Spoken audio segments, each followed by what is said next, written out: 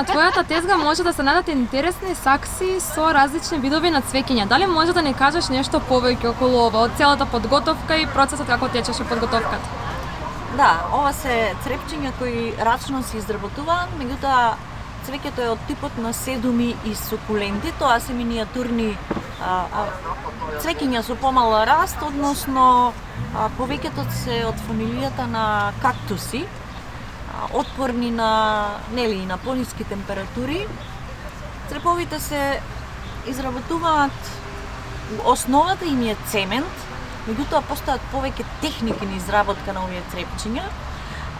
Користам исто јас повеќе техники користам во зависност од тоа какво цвеќе треба да насадам, така да во циментото може да има мешавина од сено, може да има мешавина од хартија, може да има лепаци, може да има материјал, некој памучен, може да има, обично ги користам сувите цветови од ружите, така да исто ја стегаат текстурата и даваат убава форма, убав изглед и подолг век на траење.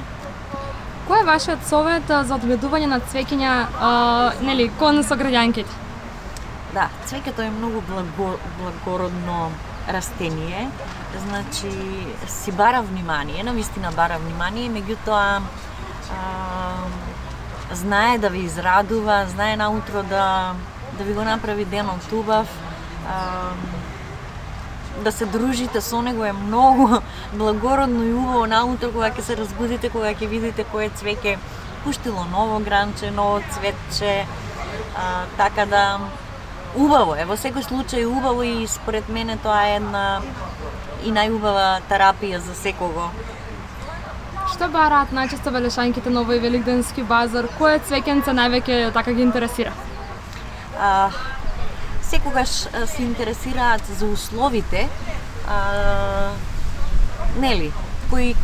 колку простор има и во каков простор сака да се одгледува цвеќето. Така да овде седумите претежно се цвеќенца што можат да издржат на надворешните услови и во зимскиот период и на ниски температури, а сукулентите се за нијанса малку понежни и тие сакаат да бидат во затворена просторија, меѓутоа сепак температурата да биде пониска.